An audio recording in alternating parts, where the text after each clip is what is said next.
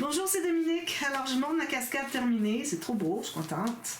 Alors, vous voyez ici, j'ai alterné du rouge. Je suis allée chercher le rouge ici et puis le jaune. Donc, j'ai alterné rouge, jaune. Puis ici, j'avais déjà du jaune, puis du rouge en haut. Ici, j'ai ajouté une petite ligne de brun. Puis ensuite, ben, j'aurais pu mettre brun ici, mais bon, je trouvais que c'était plus beau peut-être avec le vert. Alors, finalement, la bande tirette, ok. Je vous avais dit aller dessous jusqu'ici. Alors, ce que j'ai fait, moi, c'est que j'ai tourné ma cascade derrière. Alors, je voyais toute la bande tirette. Ou sinon, si vous l'avez déjà installée, vous pouvez quand même mesurer ici. Alors, c'est tout ça ici jusqu'au bord ici. Mais elle n'est pas jusqu'au bord. Gardez-vous un petit peu. Moi, j'ai gardé... attendez un petit peu, là. Ici. Je l'avais pas mal au bord. Gardez-vous 2-3 mm là, de moins pour que ce soit facile à entrer, pour que ça bute sur le bout ici. Puis vous gardez toujours votre 1 et 2 mm autour ici. Puis ici, j'ai mis un petit sticker qu'il y avait dans la collection. J'ai mis une cartonnette dessous pour que ça se prenne bien. Ça prend un élément 3D pour qu'on puisse tirer dessus. Alors, vous voyez ici, vous avez tous vos espaces photos, 10 par 15, plus une petite bordure. Trop contente. Ici, finalement, j'ai décidé de coller un papier sur le fond. Ensuite, j'ai collé la bande. Alors, la bande qu'on avait mis ici pour retenir tout ça. Alors, j'ai collé toute la bande dessous. Alors, c'est du solide. Voilà. Alors, ça, c'est terminé. Puis ici, ben, j'avais terminé celui-ci. Tout ça. Voilà. Page 5 et page 3 est terminée. Page 5. Là, on est rendu à la page 4. La dernière du côté de madame. Ou du côté maternel de la personne. Les ancêtres du côté maternel de la personne qui a l'album. Alors, c'est bien parce que cet album-là peut s'offrir ou la personne qui l'achète pour elle-même. Ça peut être pour un couple, alors les deux familles, ou bien ça peut être tout simplement pour une personne avec les deux côtés de la famille. Tout simplement, c'est très parfait. Donc, ici, j'ai mis un rabat sur le côté, toujours côté extérieur, opposé à la tranche. Je vais dézoomer un tout petit peu. Puis, j'ai mis un petit gousset de 1 mm, 2 mm parce que j'ai du papier 300 grammes. Mais mettez pas trop, même si notre mécanisme ne sera pas installé de part et d'autre du pli. Alors, on va être écarté du pli, donc à ce moment-là, c'est moins grave d'en ajouter. C'est bien d'en avoir quand même 2 mm parce que ça va être l'épaisseur, donc ça va faire moins rond ici. Ça va plus suivre. Et puis, j'ai installé mes pochettes, alors toujours au moins 3 cm ici quand on est du côté de la tranche, pour qu'on puisse entrer les cartes, etc. Puis ici, on peut aller un petit peu plus proche, mais on se garde un minimum de 2 cm, 1,8 cm. J'ai maté ici, j'ai mis des papiers ici, j'ai tout ancré. Là, je suis prête pour le pop-up. Alors, un pop-up archi facile. Alors ici, j'ai une bande, je prends encore du papier 300 grammes, mais parce que je ne vais pas prendre du 176, parce que le 176 est vraiment mou, puis moindrement qu'on presse un peu sur ce mécanisme, puis il peut s'écraser, parce qu'il est vraiment 3D beaucoup. Alors, je recommande d'aller avec au moins du 200 grammes. Alors ici, j'ai des bandes alors j'ai une bande, c'est-à-dire de... Alors, j'ai 5,5, peut aller jusqu'à 7 cm si vous voulez. Vous avez prenez une chute, OK? Puis là, on va couper des morceaux de... on va aller à 2,5. J'ai 2 pouces, ça me donne quoi, ça? Alors, je vais aller à 5 cm, ça veut dire... 5 cm, ça va être suffisant. Peut-être un petit peu plus. Alors, j'ai 2,5, ça veut dire 6 cm. Voilà. Alors, 3 morceaux comme ça de 6 cm par... Moi, j'ai 5,5, ça va. 6 par 6, c'est correct. Okay? Ou 6 par 7, ou comme vous voulez. Puis, il faut qu'ils soient tous de la même largeur. On va les ajuster au ciseau. D'ailleurs, je prends un peu au ciseau.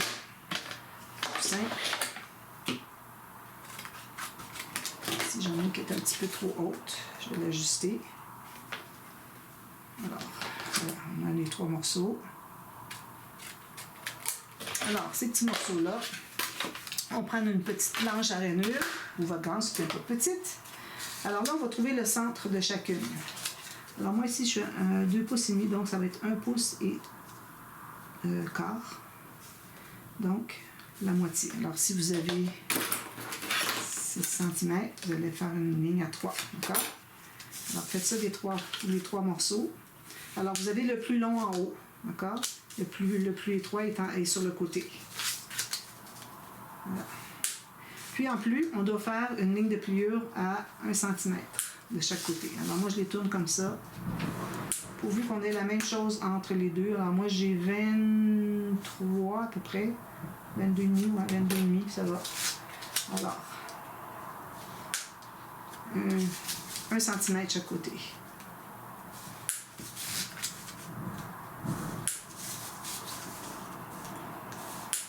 Trois morceaux comme ça. Alors on plie tout ça. On n'a pas besoin de mater. Très facile. Il n'y a aucun matage. Là, à part ce que j'ai fait là, il n'y aura pas d'autre matage, à part le fond ici quand on va avoir décidé du fermoir. Alors c'est du papier uni, pas de problème. Puis je ne vous recommande pas de mettre du papier design ici parce que il va être caché en grande partie. Alors gaspiller du papier design. À moins que vous en ayez plus, puis vous dites ben, j'en veux plus. Quand j'aurai terminé, je jette le reste. Ça arrive à l'occasion. Alors à ce moment-là, ben là, vous pouvez toujours en utiliser si vous en avez trop. Alors là, ce qui est important, c'est que quand vous allez plier ici, il faut que les deux petites lignes de pliure arrivent égales. Si ça n'arrive pas égal, c'est que quand vous avez fait le centre ici, vous n'étiez pas tout à fait centré. Parce qu'après ça, on a fait 1 cm, 1 cm. Donc, si vous étiez bien centré ici, ça devrait bien aller. Alors moi, j'ai les trois qui sont bien parfaits. Alors, on va mettre de la colle sur une bande de collage ici. Alors lui, je l'appelle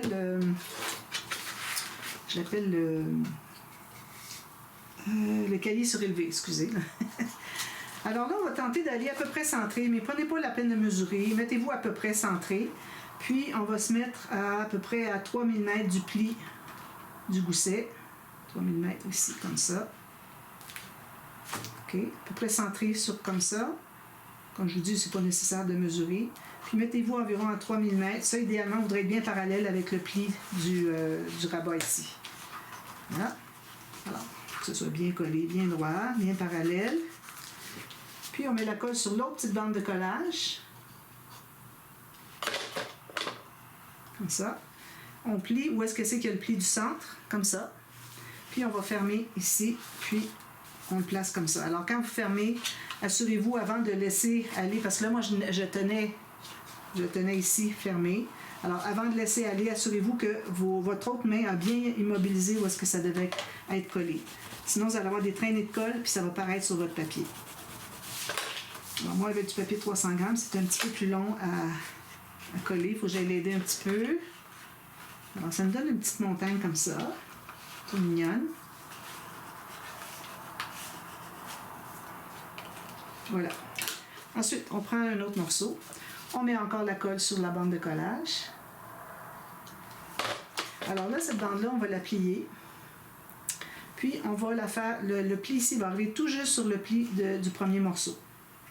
Puis, eh bien, il est idéalement bien égal avec les côtés, ici.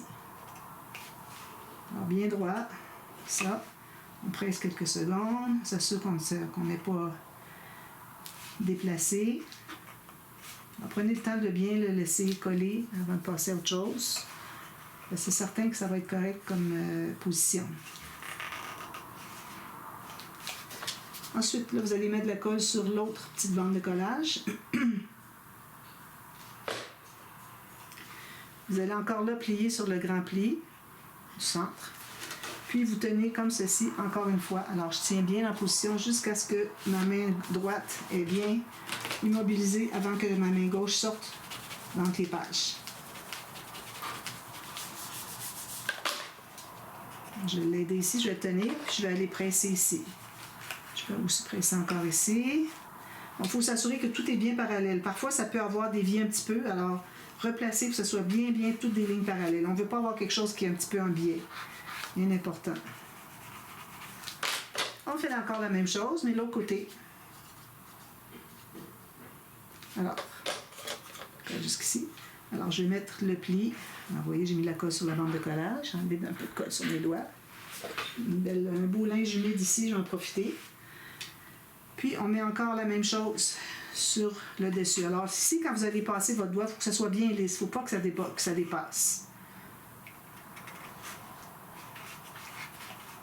Alors, on va presser. On s'assure qu'il n'est pas déplacé. Toujours bien lisse ici avec les doigts. Je le tiens quelques secondes. Là, vous allez avoir besoin de la ficelle. Okay. J'ai pris de la verre olive, parce que j'ai du papier verre olive. Puis, on met la colle sur l'autre petite bande de collage. Puis, un petit peu, il faut qu'il y en ait quand même assez. On plie encore au même endroit, puis on ferme. On fait la même chose 3 fois. Qu'est-ce que vous êtes plus facile? Le mécanisme est terminé. Vraiment, là, celui-là, ça fait longtemps que je le fais aussi.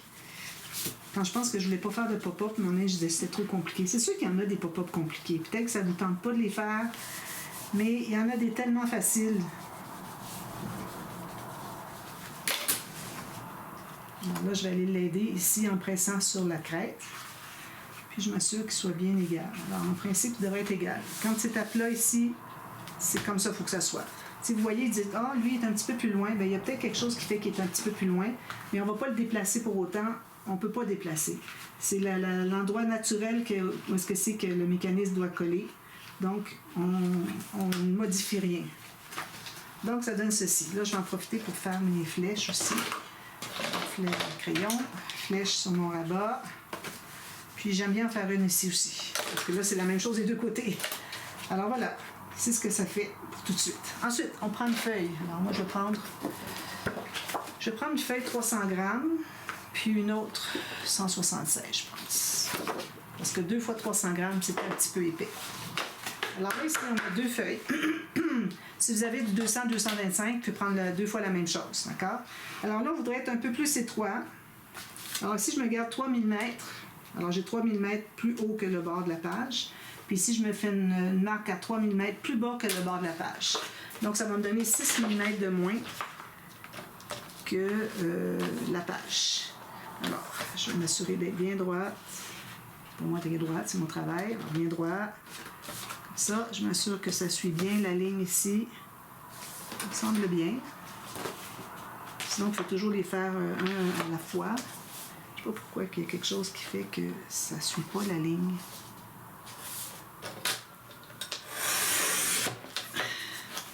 Donc, alors là, maintenant, ce qu'on fait, on va prendre le plus grand. C'est-à-dire le plus épais, si vous avez deux poids différents. Là, ce qu'on fait, c'est qu'on va le placer ici. Alors, la partie droite, qui est lisse, on va le placer ici, comme ça. Si vous voyez bien. Là. On le place ici. Puis là, on va mesurer. Il ne faut pas que le pli dépasse le rabat ici, qui se trouve être plus petit que le fond de page. D'accord? Alors, il ne faut pas qu'il dépasse ici. Alors, moi, si je mesure ici, j'ai un petit peu plus que la moitié de mon papier, donc je vais plier au centre. Si vous avez du 30,5 de large, alors assurez-vous que votre mesure... Alors, levez un petit peu le coin, puis faites-vous une petite marque juste dessous. OK? Comme ça. Ça, c'est le centre. Si vous avez plus long, vous allez enlever la moitié, ce qui reste finalement.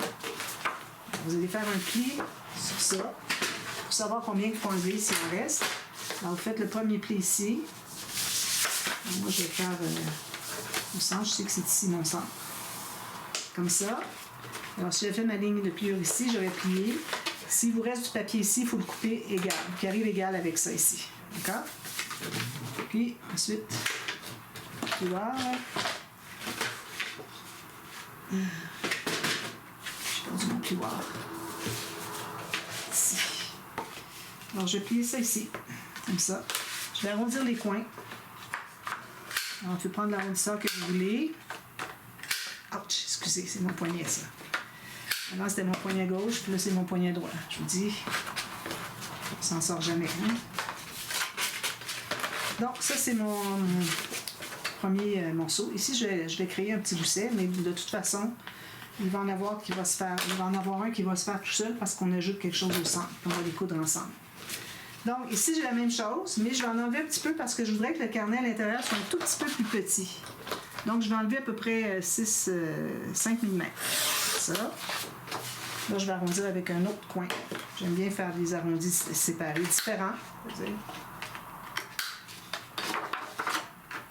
Ça. Puis aussi, on va le plier en deux. Alors, lui, c'est peut-être plus facile de le plier comme ceci. Tout juste égal. Je fais un pli ici. Je vais le plier comme ça. Alors, bien égal. Comme ceci, comme ceci. presser avec mon doigt, mon plioir. Alors, eux, ils vont être cousus ensemble. Alors, vous voyez ici, celui du centre, il arrive à peu près égal, même il dépasse encore un petit peu de celui du dessus, parce qu'il se trouve être éloigné, parce qu'il ne peut pas se rendre au fond à cause que c'est trop épais ici. C'est pour ça que j'en enlève un petit peu. Maintenant, là, on va faire des trous. Alors, un petit pic, une petite règle et une mousse. Alors là, je les mets ici égaux. OK? Puis je m'installe comme ceci, bien égal. Là, je vais mesurer. Alors, je vais faire un trou à 5 cm chaque côté. Alors, je place mon pic sur le pli. Puis là, je vais aller voir dessous pour voir si c'est sur le pli aussi du papier à l'intérieur. Parce que ça se peut qu'il ait bougé un petit peu. Parfait. Alors, on replie encore comme ça. On ouvre, on s'assure que ce soit bien égal sur les côtés. Je vous comme ceci, 5 cm. Je m'installe sur le pli. Avant de faire le trou, je vais voir si je suis vis-à-vis le pli de l'autre papier. Oui, parfait. On va presser. Voilà, tout simplement comme ça. Très simple. Il s'agit de le faire, essayez-le avec des chutes. Des petits trous, des petits cahiers avec des chutes, là, puis vous allez voir que c'est facile. Donc, maintenant, on a besoin de la ficelle avec une aiguille. Une aiguille. Je fais du ménage ici parce que je commence à avoir tout plein de choses que quand j'ai besoin, je trouve pas. Et ici. L'aiguille avec un chat plus gros. Une aiguille à laine. Voilà. Alors, je vais me prendre à peu près 2 fois la hauteur de ma page. Je me garde une petite longueur ici. Alors là, moi, je vais l'attacher au centre, à l'intérieur, parce que si on a le nœud ici, ça nous empêche de placer. Parce que là, on va devoir installer le cahier ici, au fond. Alors, si on a un nœud, ça nous empêche de le mettre au fond. Déjà qu'on n'arrivera pas à le mettre complètement au fond à cause de l'épaisseur du papier. Alors, si au moins on n'a pas de nœud pour encombrer, bien, c'est une bonne chose. Donc, ici, j'ai une bonne longueur. Alors, je fais 2 tours autour du fil. Je me place au centre. Je mets un doigt ici. Puis là, je vais faire un tour dans l'autre sens, par-dessous. Puis, par-dessus. Là, pour vérifier si c'est bien serré, alors bien tendu, vous allez tirer sur les 2 fils. Si vous voyez que ça ne vient pas, vous êtes correct. Si vous voyez que ça veut glisser, c'est que vous avez fait tous les nœuds dans le même sens. Alors, ça ici, ça va aller ici. Puis quand on va l'installer, il faut s'assurer qu'on est aussi bien centré par rapport à la hauteur ici. Alors, si j'ai 3 mm chaque côté, c'est à peu près ça que j'avais calculé tout à l'heure. Donc, c'est ça qu'on va avoir de chaque côté. Alors, on met toute la colle sur les 2 plateaux.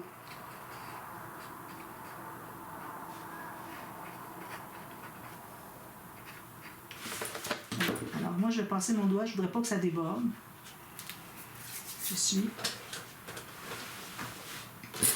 Puis, alors là, je vais placer comme ceci. Alors, vous voyez, j'ai juste un fil, là. C'est une bonne chose. Alors, je me place ici. Puis, je vais tenter de me placer à 3 mm en haut et en bas. Puis, le plus au fond possible. Alors, je pousse vers là, OK? Puis, je m'assure que ce soit bien parallèle ici aussi. Ça, ici, un petit peu. Voilà. Là, je les pousse au fond. Là. Alors, on presse ici, puis c'est terminé. C'est facile, hein? Je dirais que la plus grosse difficulté, c'est peut-être de coudre les 2 cahiers. De faire les trous aux bons endroits, puis de faire le nœud pour pas que ça se défasse. Alors voilà, ça nous donne ceci. Un beau cahier surélevé. Regardez, si on peut mettre des grandes photos ici. 6 grandes photos. Ou même si on veut, on va en mettre moins. On peut en mettre 2 ici, 2 ici. Donc on a 12 photos ici. Alors 6 à 12 photos ici. Quelque chose, hein? Alors là, pour ce qui est de ici, on ne fera pas de... On va pas mettre le fermoir tout de suite. On doit savoir qu'est-ce que c'est qu'on met comme interaction ici. Je n'ai pas encore décidé. Alors, je vais revenir partie B. Puis quand on va décider, on va faire le fermoir, on va l'installer. Ensuite, on va pouvoir mater le dessus ici. Alors, je vous reviens à la demi-heure, parce que là, on a juste fait même pas 20 minutes. Alors, je vous reviens à la demi-heure. Puis, on fait le dessus. Alors, ça va être notre dernière page pour le côté de madame. D'accord? Alors, à tout de suite à la demi-heure. Bye bye.